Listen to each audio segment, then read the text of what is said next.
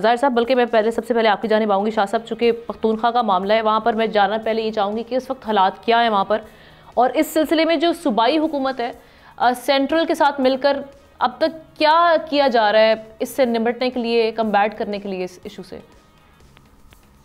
जी आमना, शुक्रिया। जैसे कि मैं पहले भी जिक्र कर रहा था, एक अहम मीटिंग आज हुई है और जो एपेक्स की सेंट्रल कमेटी की मीटिंग हुई है उसके बाद आज army chief general Asif Munir Peshawar में है और एक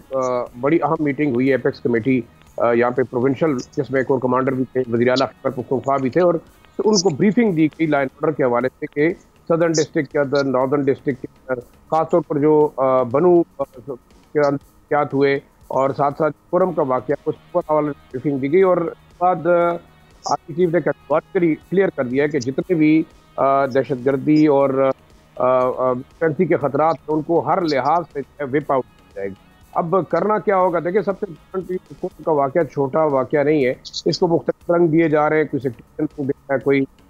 इसको जो है वो जदाद का दे रहा है, लेकिन सबसे अहम ये है कि लॉ एनफोर्समेंट एजेंसी को और हुकूमत को इन लोगों को आइडेंटिफाई करना होगा जो कि इस किस्म के हालात पैदा करें, क्योंकि खुरम एक बड़ा स्पेसिफिक जो है वो उसका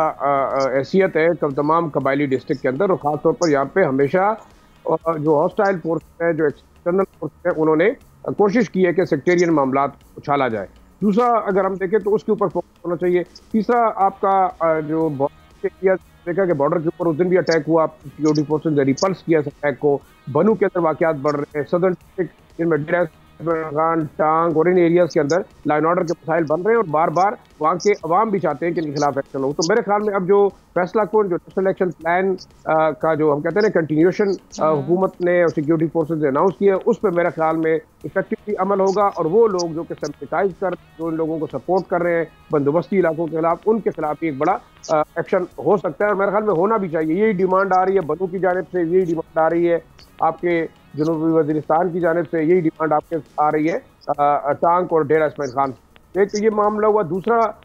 मेरे ख्याल में एक पेज के ऊपर मरकजी हुकूमत और सूबाई हुकूमत और सिक्योरिटी फोर्सेज एक पेज पर ज़रूर है, क्योंकि दहशतगर्दी का खात्मा न सिर्फ खैबर पख्तूनख्वा और कबायली इलाकों और बलूचिस्तान के लिए ज़रूरी है, बल्कि पाकिस्तान की सिक्योरिटी के लिए जो है इंतहाई आम है। और इस वक्त मेरे ख्याल में तमाम पोलिटिकल इख्तिलाफात बुलाकर इस तरफ तवज्जो देनी चाहिए। आखिरी जो मैं बात करना चाहूँगा वो है दोनों फेडरल और प्रोविंशियल हुकूमत दोनों की स्टबर्ननेस, दोनों की हम कह सकते हैं कि हटदर्मी, जिनकी नालायकी की वजह से इस वक्त जो है वो सिक्योरिटी के हालात ख़राब हो रहे हैं, क्योंकि ये फेडरल गवर्नमेंट और प्रोविंशियल गवर्नमेंट दोनों की जिम्मेदारी है। बॉर्डर की जिम्मेदारी, कबायली इलाकों की जिम्मेदारी, वो फेडरल गवर्नमेंट इक्वली रिस्पॉन्सिबल, और मेरे ख्याल में तो रिस्पॉन्ड करना चाहिए। सूबाई हुकूमत की जिम्मेदारी है कि वो बिल्कुल एक्टिव पुलिसिंग भी रखे, आप जो के हालात है उसको भी कंट्रोल करे। अब मेरे ख्याल में दोनों को अपनी जिम्मेदारी इस वक्त अगर पूरी नहीं की तो मुश्किल हालात आगे मजीद बढ़ेंगे। सब्सक्राइब करें और बेल दबाएं ताकि कोई खबर रह न जाए।